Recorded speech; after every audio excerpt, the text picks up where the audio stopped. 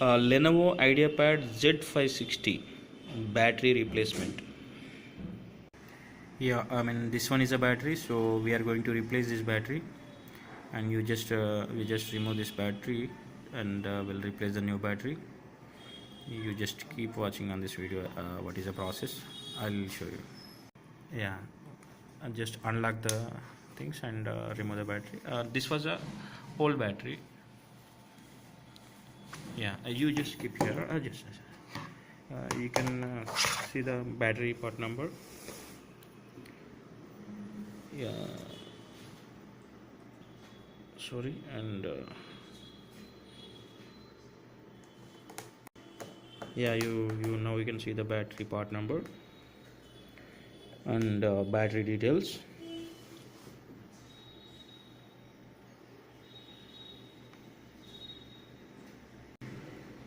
Yeah, battery details you can see 48 H battery.